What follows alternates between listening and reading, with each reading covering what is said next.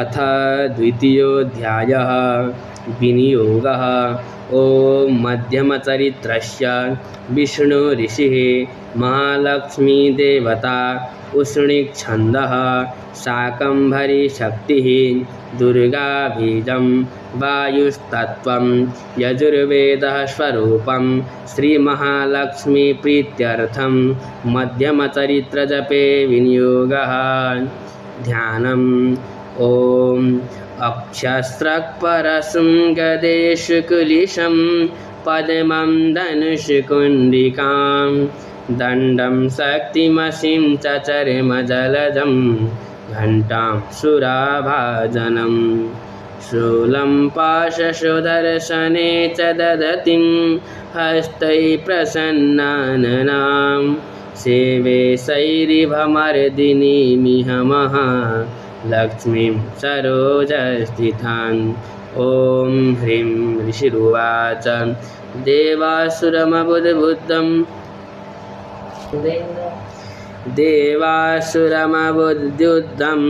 पूर्णमब्धशतं पुरा महिषेऽसुराणामधिपे देवानां च पुरन्दरे तत्रासुरैर्महावीर्यैर्देवसैन्यं पराजितं जित्वा च सकलान् देवानिन्द्रो भुन्महिषासुरः ततः पराजिता देवा पद्मयोनिं प्रजापतिं पुरस्कृत्य गतास्तत्र यत्रे स गरुडध्वजौ यथावृतं तयोस्तद्वन् महिषासुरचेष्टितं त्रिदशा कथयामासुर्देवा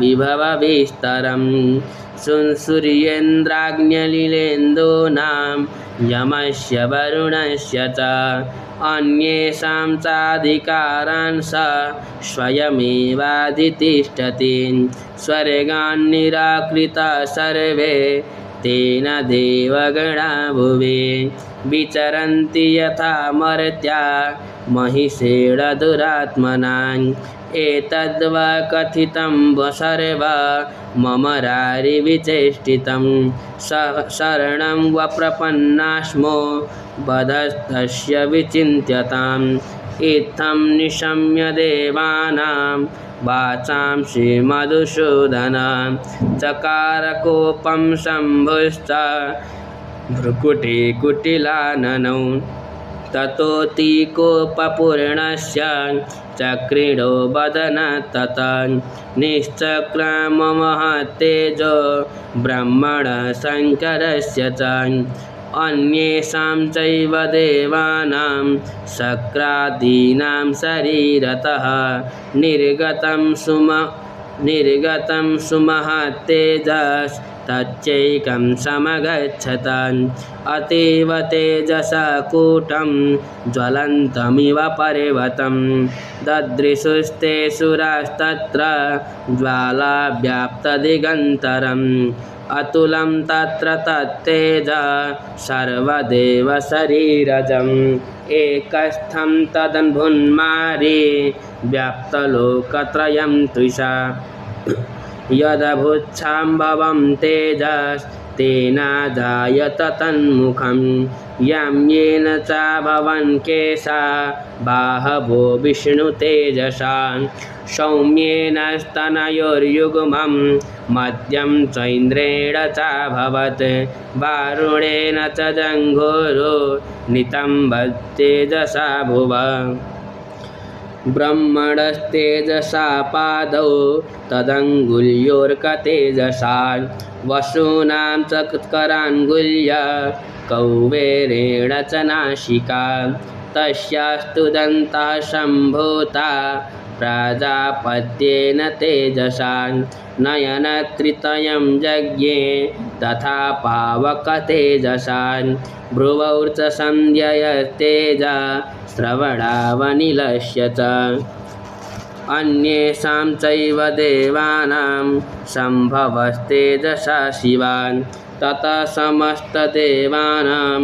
तेजोराशिसमुद्भवां तां विलोक्य मुदं प्रापो रमरा महिषार्दिदा शूलं शूलाद्विनिष्कृष्य ददौ तस्यै पिनाकधृक् चक्रं च दत्तवान् कृष्ण समुत्पाद्य स्वचक्रतां शङ्खं च वरुणशक्ति ददौ तस्यै हुताशन मरुतो दत्तवांश्चापं वाणपूर्णे तथेषुधे वज्रमिन्द्रसमुत्पाद्य कुलिशादमराधिपः ददौ तस्यै सहस्राक्षो घण्टामैरावदात्कजात् कालदण्डाद्यमोदण्डं पाशं चाम्बुपतिर्ददौ प्रजापतिश्चाक्षमालां ददौ ब्रह्माकमण्डलुं समस्तरोमकूपेषु निजरश्मिन् दिवाकर कालश्च दत्तवां खड्गं तस्याच्चर्म च निर्मलं क्षीरोदश्चामलं हार मजरे च तथाम्बरे चूडामणिं तथा दिव्यं कुण्डले कटकानि च अर्धचन्द्रं तथा शुभ्रं केयूरान् सर्वबाहुषु नुपुरौ विमलौ तद्वद् ग्रैवेयकमनुत्तमम् अङ्गुलीयकरत्नानि समस्ताश्वङ्गुलीषु च विश्वकर्मा ददौ तस्यै परशुं चातिनिर्मलम् अस्त्राण्यनेकरूपाणि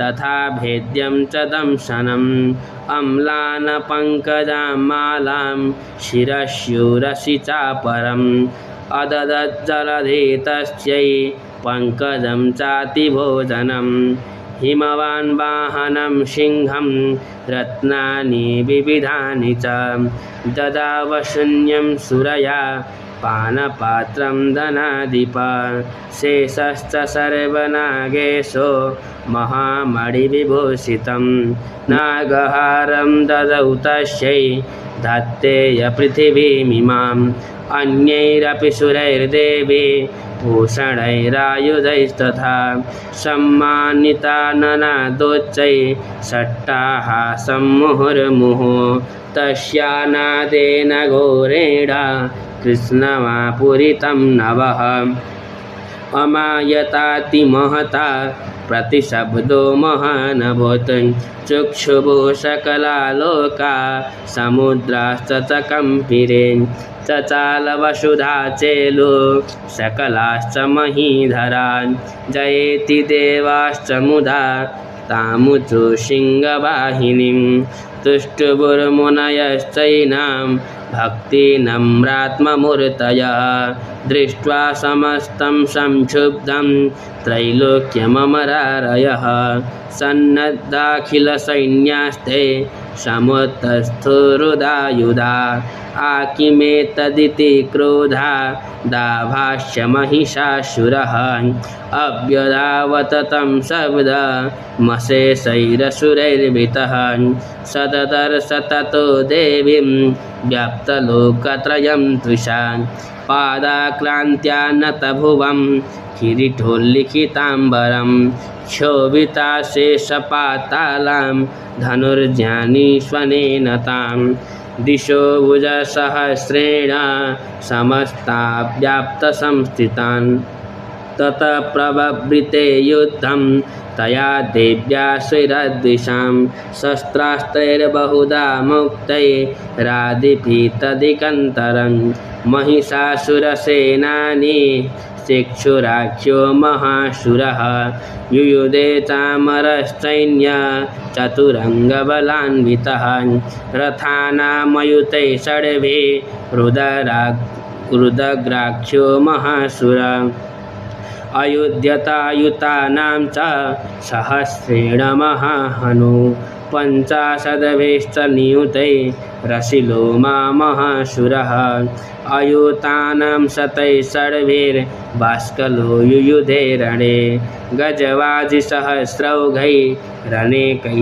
परिवारितः वृतो रथानां कोट्या च युद्धे तस्मिन्न युध्यत बिडालाख्यो युतानां च पञ्चाशद्भिरथायुतैः युयुधे संयुगे तत्र रथानां परिवारितः अन्ये च तत्रायुतसो रथनागहयैर्वृतान् युयुधो संयुगे देव्या सह तत्र महासुरा कोटिकोटिसहस्रैस्तो रथानां दन्तिनां तथा हयानां च वृतो युद्धे तत्राभुन्महिषासुरः तोमरैर्भिन्दिपालैश्च शक्तिभिर्मुसलैस्तथा युयुधो संयुगे देव्या खड्गैः परशुपट्टिशैः केचित् च चिक्षिपुशक्ति केचित् पाशांस्तथा परे देवीं खड्गप्रहारैस्तु ते तां हन्तुं प्रचक्रमु सापि देवी ततस्तानि शस्त्राण्यस्त्राणि चण्डिका लीलयैव प्रचिच्छेद निजशस्त्रास्त्रवर्षिणी अनायतानना देवी स्तूयमाना सुरर्षिभिः मुमोचासुरदेहेषु शस्त्राण्यस्त्राणि चेश्वरी कोऽपि क्रुद्धो धृतशठो दिव्या वाहनकेसरी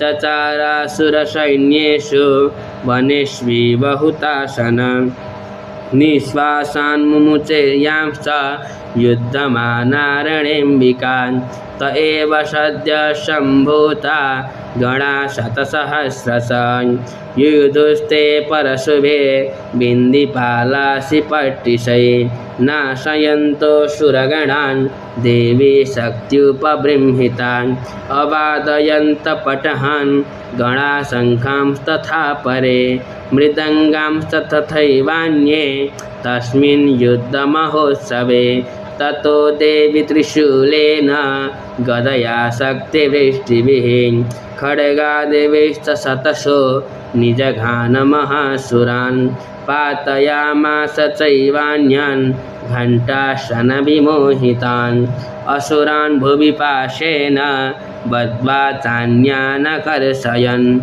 केचिद्विधा कृता तीक्ष्णैः खड्गपातैस्तथा परे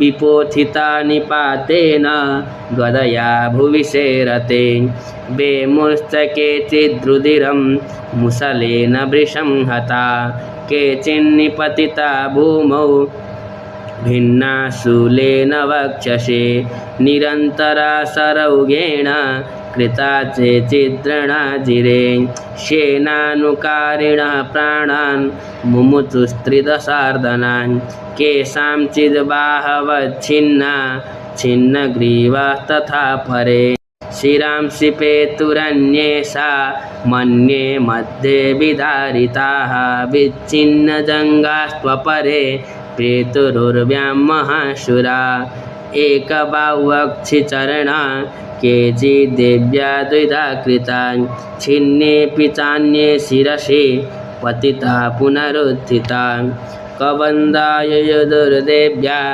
गृहीता परमायुधा न नृतुश्चापरे तत्र युद्धे तुर्यलयाश्रिताः कबन्धाच्छिन्नशिरसा खड्गशक्तिष्टिपाणय तिष्ठ तिष्ठेति भाषन्तो देवी मन्ये महाशुराः पातितैरथनागा वै रसुरैश्च वसुन्धरा अगम्याशा भवत्तत्र यत्राभूत्समहारणः शोणितौघा महानद्या सद्यस्तत्र प्रशुश्रुवोन् मध्ये चासुरसैन्यस्य वारणासुरवाजिनां क्षणेन तन्महासैन्यमसुराणां तथाम्बिका निन्येक्षयं यथा वह्नि स्तृणदारुमहाचयं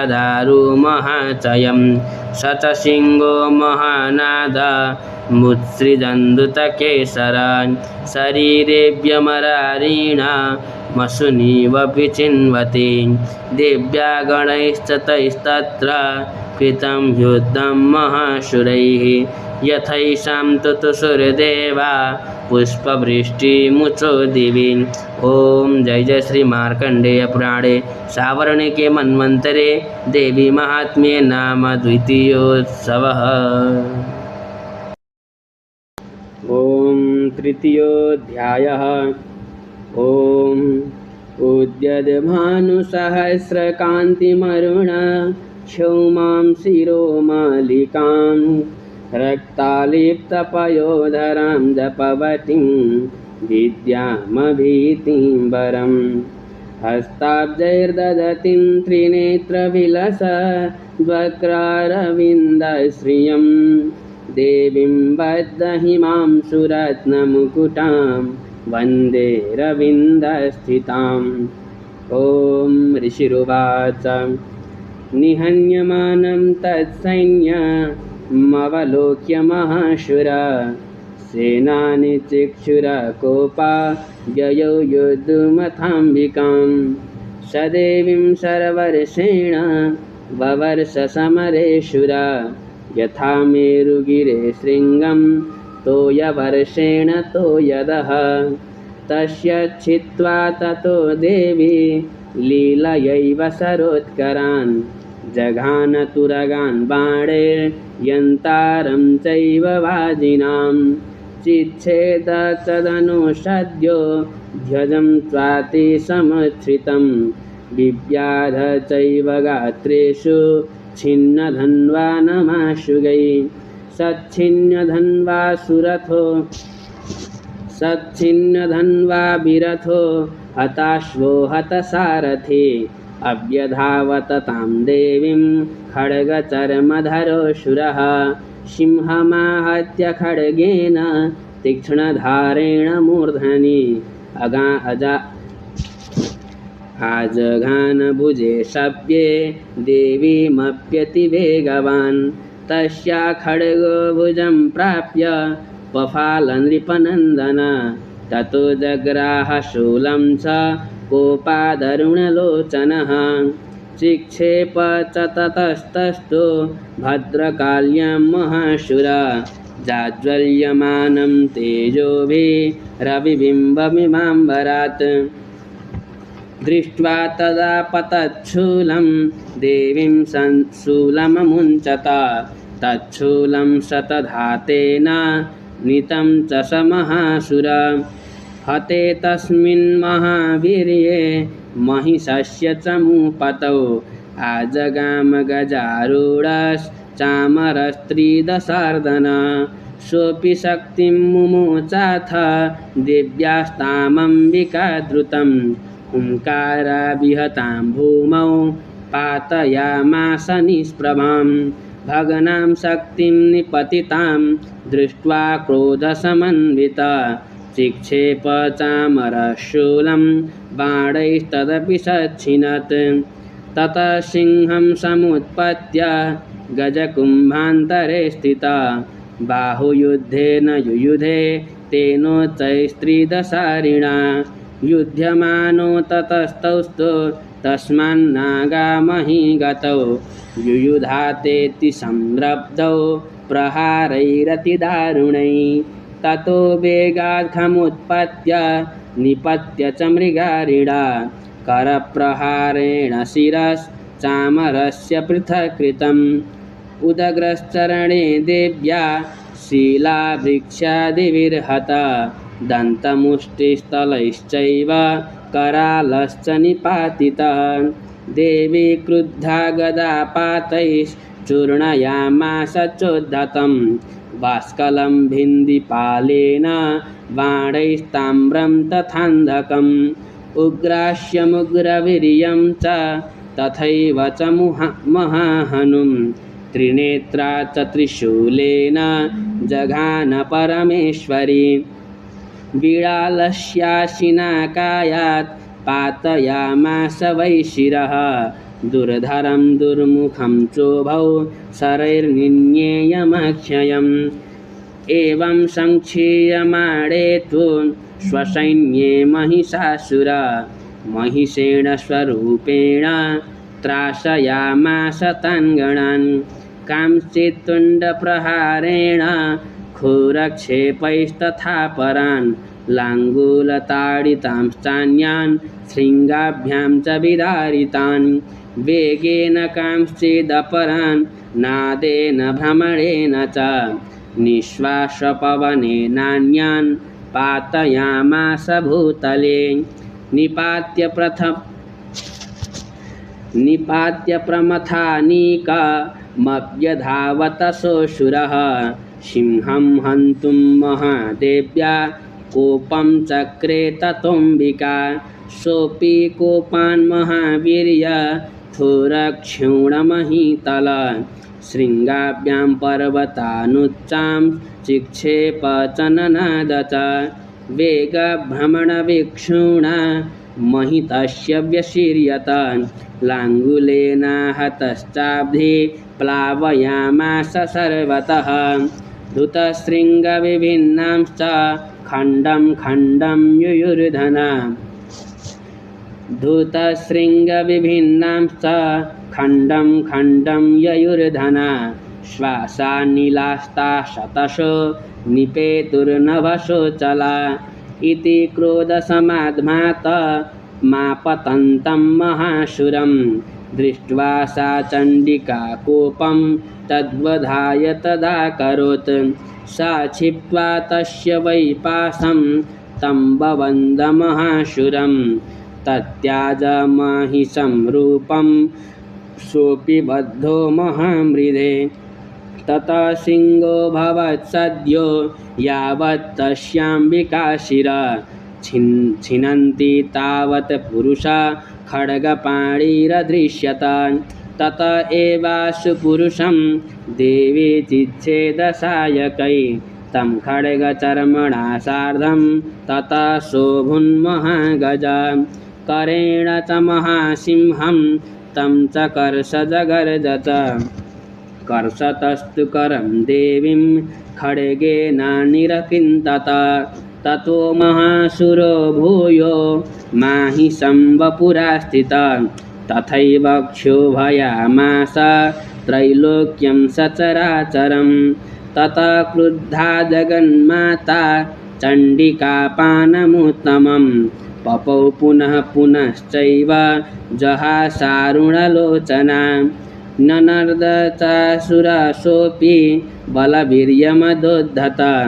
विषाणाभ्यां च चिक्षेप चण्डिका प्रतिभूधरान्। सा च तान् प्रहितांस्तेन चूर्णयन्ती सरोत्करैः। उवाच तं मदोद्धूत मुखरागाकुलाक्षरं। देव्युवाच गर्ज गर्ज क्षणं मूढ मधु यावत् पिताम्यहं। मया तैः हतेत्रैव गर्जिष्यन्त्यासु देवसा। मया त्वयि हतेत्रैव गर्जिष्यन्त्यासु देवता। ऋषिरुवाच एवमुक्त्वा समुत्पत्य सारूढा तं महाशुरं। पादेनाक्रम्य कण्ठे च शूलेनैनमताडयत्। ततः सोऽपि पदाक्रान्तस्तया निजमुखात्। ततः अर्धनिष्क्रान्त एवासीत् देव्या वीर्येण संवृतः। अर्धनिष्क्रान्त एवासौ युध्यमानो महाशुरः। तया महाशिना देव्या शिरच्छित्त्वा निपातितः।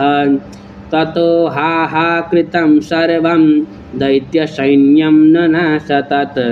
प्रहर्षं च परं जग्मो सकला देवतागणाः। तुष्टुवुंस्तां सुरा देवी सह दिव्यैर्महर्षिभिः।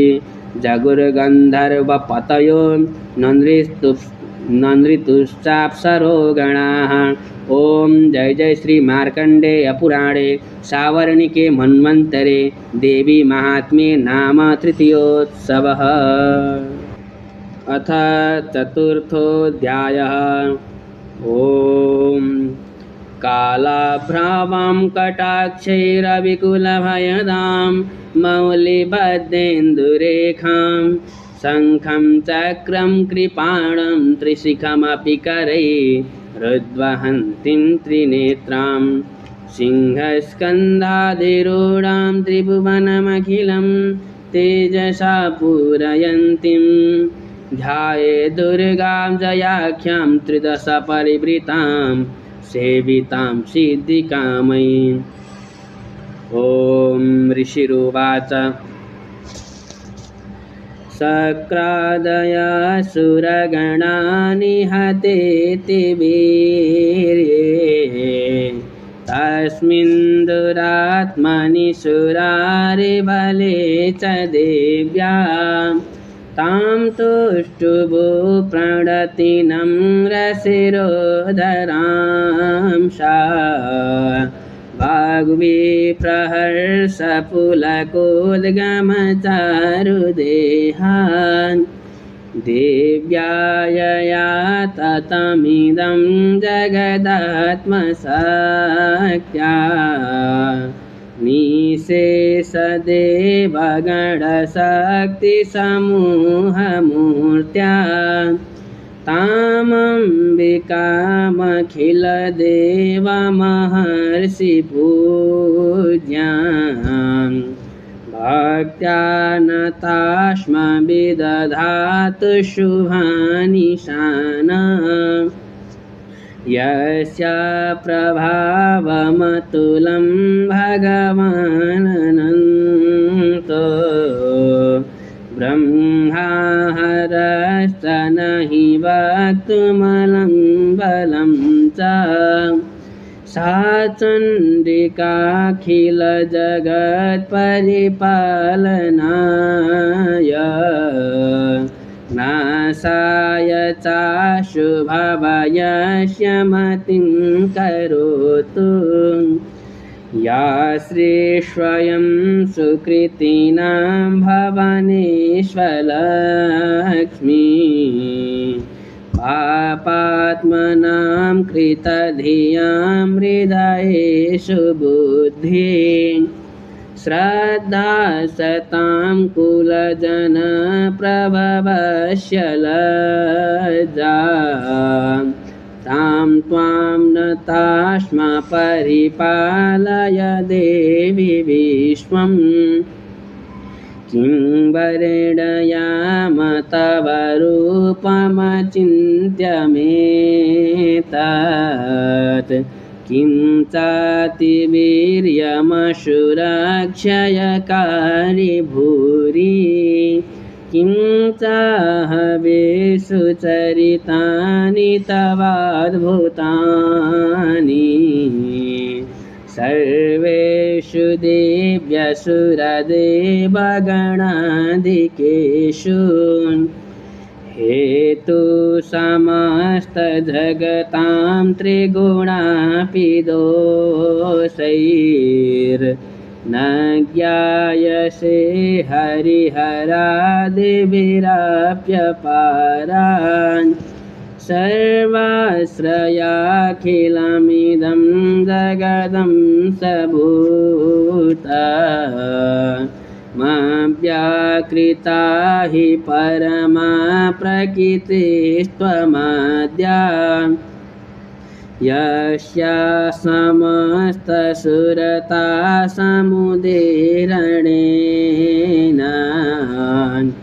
तृप्तिं प्रयाति सकलेषु मखेषु देवी स्वाहा शिवै पितृगणा च तृप्ति स्वाहा शिवै पितृगणस्य च तृप्तिहेतु रोचार्यसे त्वमत एव जनैः सदा च या मुक्तिहेतुरविचिन्त्य महावृता त्वमव्यस्यसे सुनियतेन्द्रियतत्त्वसारैः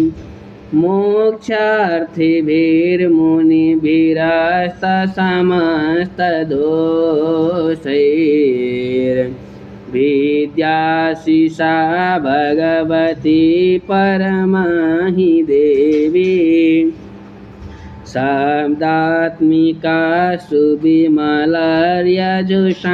निधाना मूलगीरथं मुद्गीतरम्यपदपाठवतां च शाम्नां देवे त्रयी भगवती भवभावनाय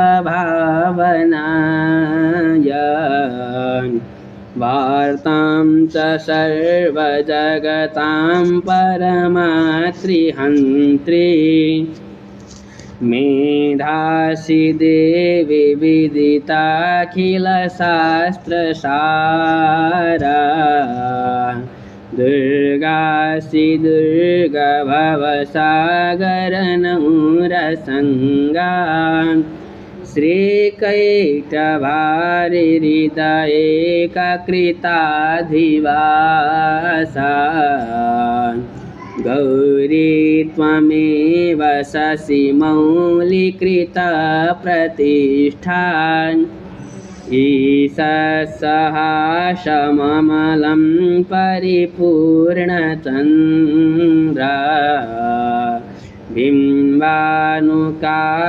कनकोत्तमकान्तिकान्तम् अत्यद्भुतं प्रहृतमातरुषा तथापि वक्त्रं विलोक्य सहसा महिषासुरेण दृष्ट्वा तु देवी कुपितं भ्रुकुटिकराल मुद्यच्छशाङ्कसदृशच्छवियन्न सद्य प्राणान्मुमोच महिषस्तदतीव चित्रम् कैर्जीव्यते हि कुपितान्तकदर्शनेन देवी प्रसीद परमा भवती भवाय सद्यो विनाशयसि कोपवती कुलानि विज्ञातमेतदधुनैव यतस्तमेतान् नीतं बलं सुविपुलं महिषासुरस्य ते सम्मता जनपदेषु धनानि तेषां यशांसि न च सीदति धर्मवर्गा धन्यस्त एव निभृतात्मजभृत्यदारा येषां सदाभ्युदयदा भवति प्रसन्ना धर्म्याणि देवी सकलानि सदैव कर्मा ज्ञात्यादृता प्रतिदिनं सुकृति करोति स्वर्गं प्रयाति च ततो भवति प्रसादा लोकात्रयेऽपि फलदाननुदेवि तेन दुर्गे स्मृता हरसि भीतिमशेषजन्तो स्वस्थे स्मृता मतिमतीव शुभां ददासि दारिद्र्यदुःखभयहारिणिका त्वदन्या सर्वोपकारकरणाय सदार्द्रचित्ता एविर्हते जगदुद्वैति सुखं तथैते कुर्वन्तु नाम नरकाय चिराय पापं सङ्ग्राममृत्युमधिगम्य दिवं प्रयान्तु मत्वेति नूनमहितान् विनिहंसि देवी दृष्ट्वैव किं न भवति प्रकरोति भस्मान् सर्वासुरा नरिषु यत्प्रहीणोऽसि सहस्रम् लोकान् प्रयान्तु रिपवोऽपि हि सहस्रपूतान् इत्थं मतिर्भवति तेष्वपि तेति साध्वी खड्गप्रभानिकरभिस्फुरणैस्तथोग्रैः शूलाग्रकान्तिनिवहेन दृशोऽसुराणां यन्नागता विलयमं सुमदिन्दुखण्ड योग्याननं तव विलोकयतां तदेतान् दुर्वृत्तवृत्तसमनं तव देवि शीलम् रूपं तथैतदविचिन्त्यमतुल्यमन्यै वीर्यं सहन्त्रिहृतदेव पराक्रमाणाम् वैरीष्वपि प्रकटितैव दया त्वयेत्थं येनोपमा भवतु तेष्य पराक्रमस्य रूपं च शत्रुभयकार्यतिहारिकुत्रा चित्ते कृपा समरनिष्ठुरता च दृष्टा त्वय्येव देवि वरदे भुवनत्रयेऽपि त्रैलोक्यमेतदखिलं रिपुनाशनेन त्रातं त्वया समरमूर्धनितेऽपि हत्वा नीता दिवं रिपुगणाभयमप्यपास्त मस्माकमुन्मदसुरारिभवं नमस्ते शूलेन पाहि नो देवी पाहि खड्गेन चाम्बिके घण्टास्वनेन न पाहि चापज्ञानीष्वनेन च प्राच्यां रक्ष प्रतीच्यां च चण्डिके रक्ष दक्षिणे ब्राह्मणेनात्मशूलस्य उत्तरस्यां तथेश्वरी सौम्यानि यानि रूपाणि त्रैलोक्ये विचरन्ति ते यानि चात्यर्थघोराणि तैरक्षास्मां तथा भुवम् खड्गशूलगदादीनि यानि शास्त्राणि तेऽम्बिके करपल्लवसङ्गीनि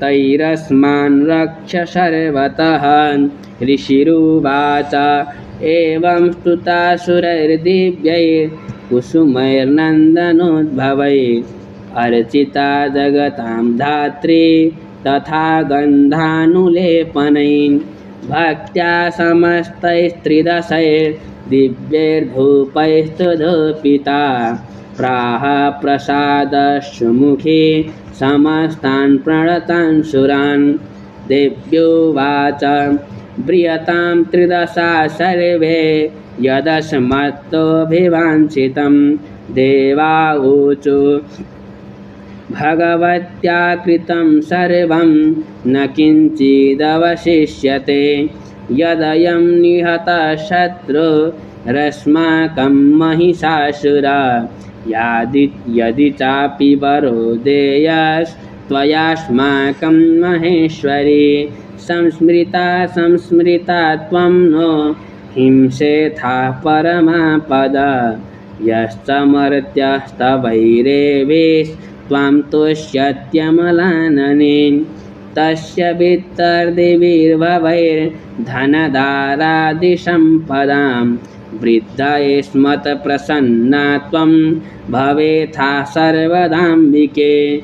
ऋषिरुवाच इति प्रसादिता देवैर्जगतोऽर्थे तदात्मनः। इति प्रसादिता देवैर्जगतोऽर्थे तथात्मना। तथेत्युक्ता भद्रकाली बभुवान्तर्हिता नृपान्। इत्येतत् कथितं भूप सम्भूता सा यथा पुरा। देवी देवशरीरेभ्यो जगत्त्रयहितैषिणी। पुनश्च गौरीदेहात् सा समुद्भूता यथाभवत्। वधाय दुष्टदैत्यानां तथा शुम्भनिशुम्भयोः।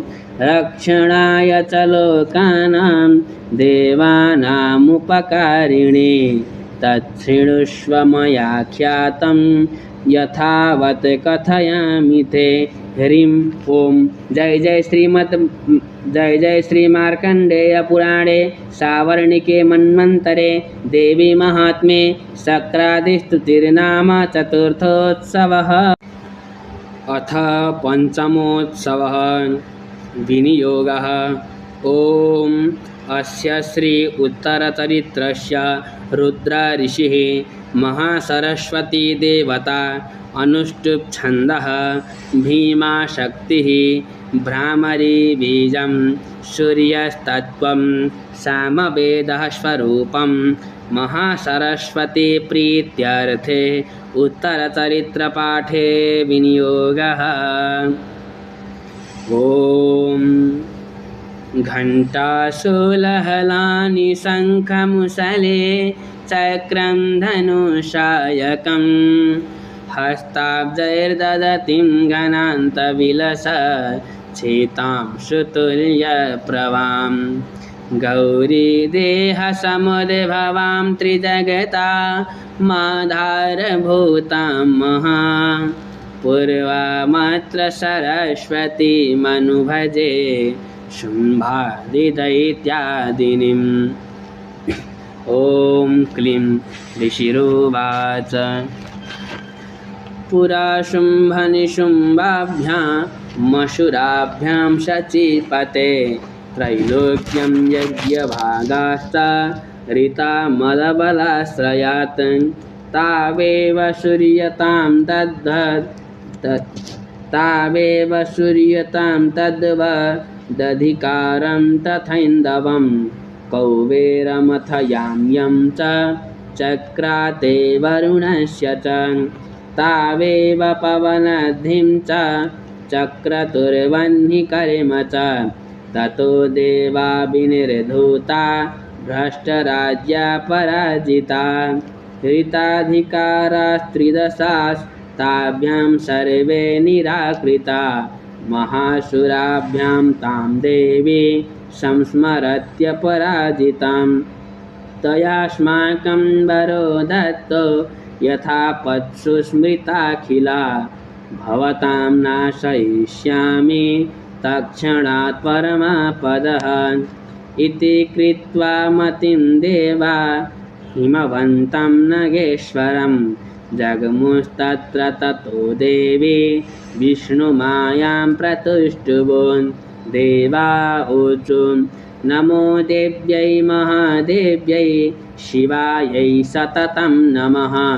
नमः प्रकृत्यै भद्रायै नियता प्रणतास्मतां। रौद्रायै नमो नित्यायै गौर्यै धात्र्यै नमो नमः। ज्योत्स्नायै चेतुरूपिण्यै सुखायै सततं नमः। कल्याण्यै प्रणतां वृद्ध्यै सिद्ध्यै कुर्मै नमो नमः। कल्याण्यै प्रणतां वृद्ध्यै सिद्ध्यै कुर्मो नमो नमः। नैऋत्यै भूभृतां लक्ष्म्यै सर्वाण्यै ते नमो नमः।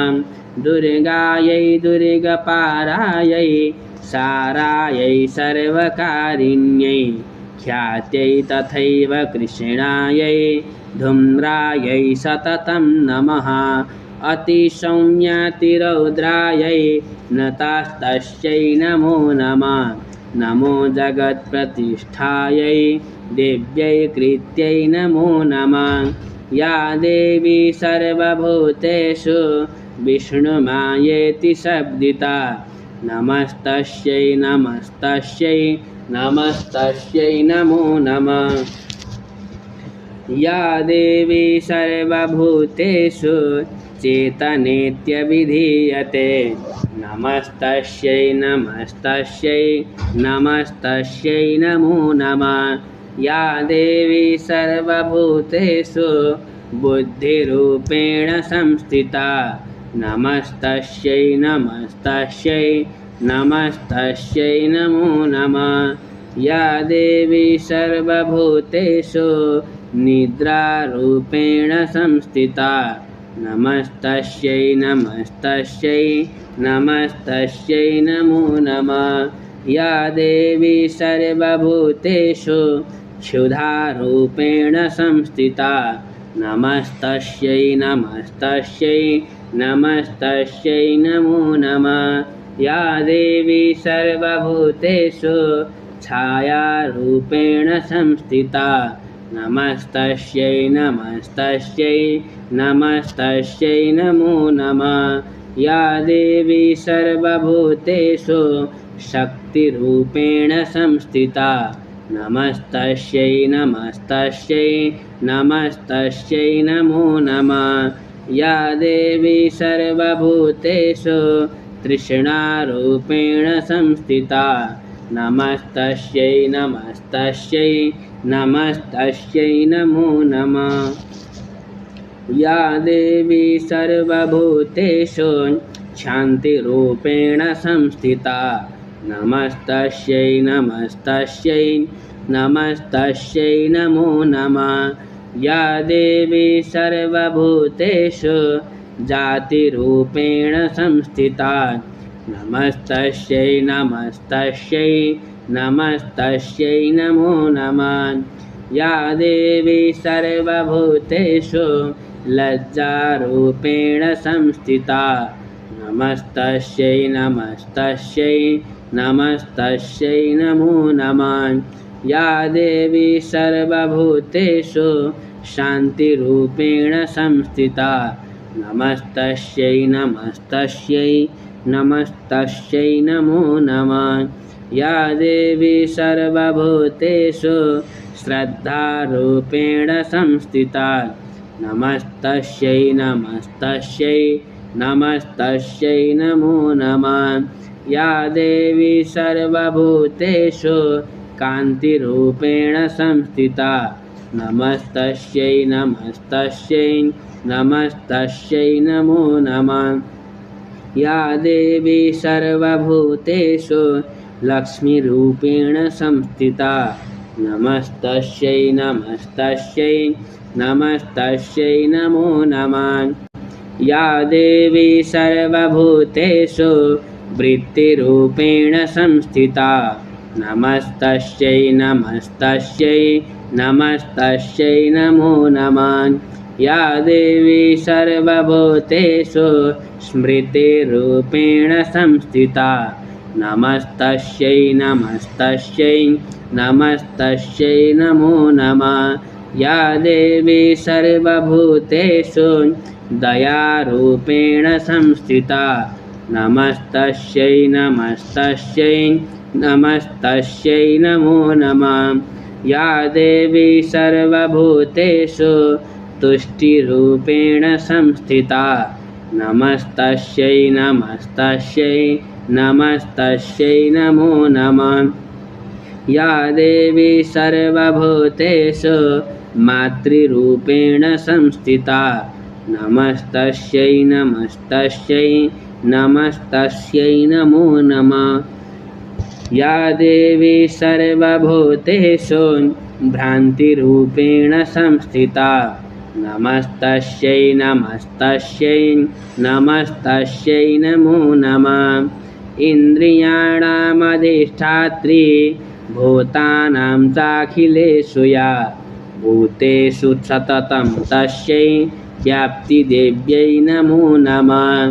चितिरूपेण या कृत्स्ना मेतद्व्याप्य स्थिता जगत् नमस्तस्यै नमस्तस्यै नमस्तस्यै नमो नमः।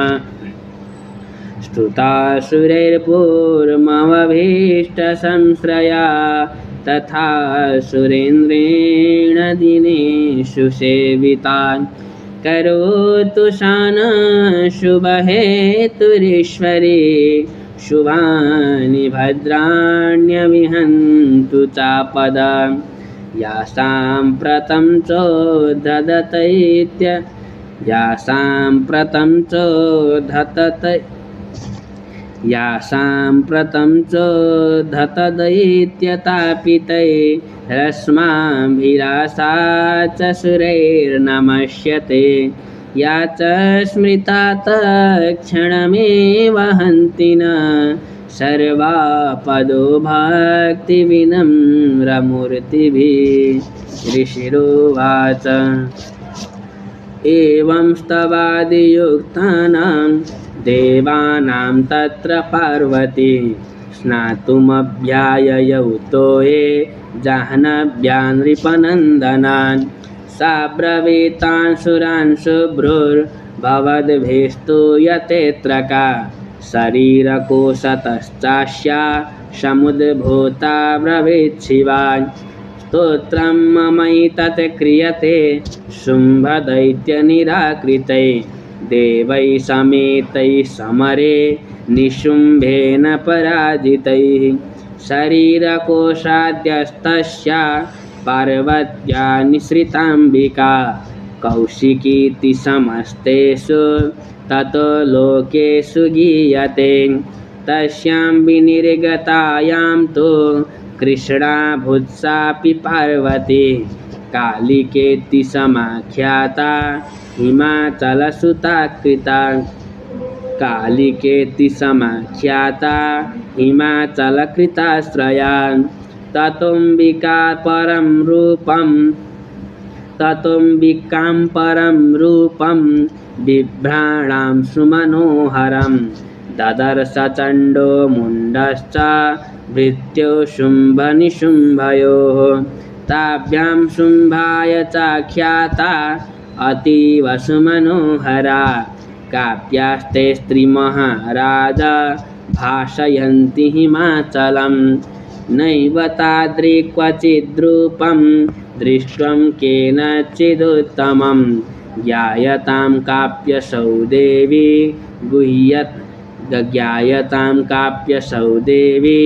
गृह्यतां चात्सुरेश्वर स्त्रीरत्नमतिचार्वङ्गे द्योतयन्ति दिशा सा तु तिष्ठति दैत्येन्द्र तां भवान् द्रष्टुमर्हति यानि रत्नानि मणयो गजाश्वादिनि वै प्रभो त्रैलोक्ये तु समस्तानि साम्प्रतं भान्ति ते गृहे ऐरावत समानीतो गजरत्नं पुरन्दरात् पारिजाततरुश्चायं तथैवोच्चैःश्रवाहय पारिजाततरुश्चायं तथैवोच्चैःश्रवाहय विमानं हंससंयुक्ता मेत्ततिष्ठति तेङ्गणे रत्नभूतमिहानीतं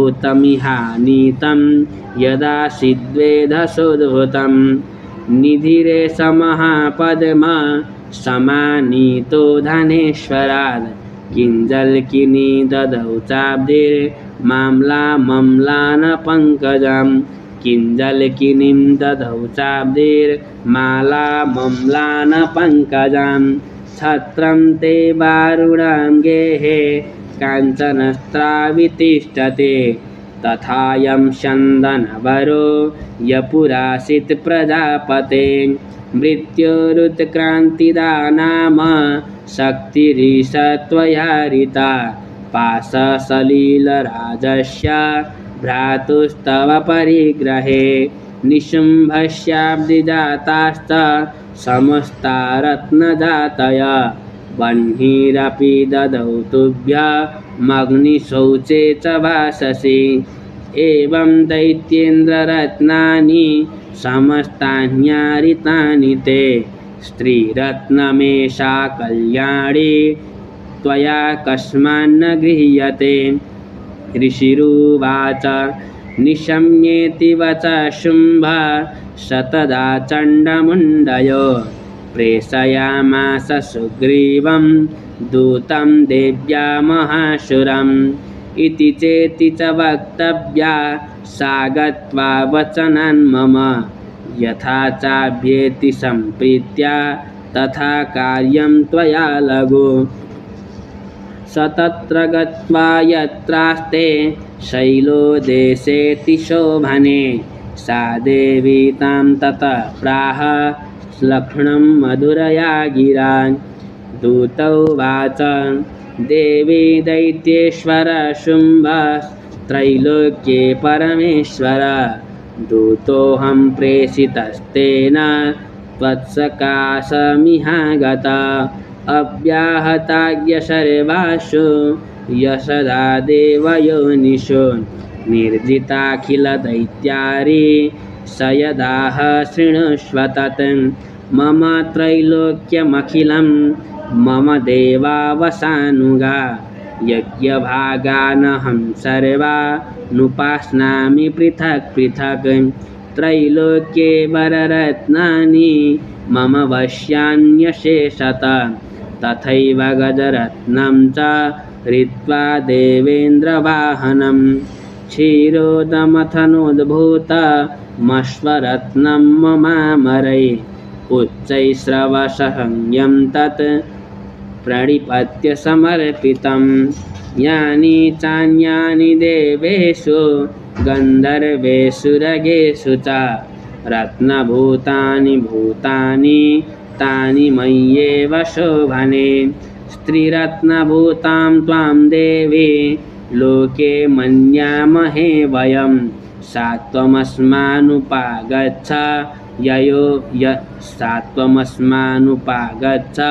यतो रत्नभुजो वयं मां वा ममानुजं वापि निशुम्भमुरुविक्रमं भजत्वं चञ्चलापाङ्गी रत्नभूता शिवय्यत परमैश्वर्यमतुलं प्राप्स्यसे मत्परिग्रहात् एतद् बुद्ध्या समालोच्य मत्परिग्रहतां व्रज ऋषिरुवाच इत्युक्ता सा तदा देवी गम्भीरान्तस्मिता जगौ दुर्गा भगवती भद्रा ययेदं धार्यते जगत् देव्युवाच सत्यमुक्तं त्वया नात्र मिथ्या किञ्चित्त्वयोदितं त्रैलोक्याधिपति शुम्भो निशुम्भश्चापि तादृशा किं त्वत्र यत् प्रतिज्ञातं मिथ्या तत् क्रियते कथं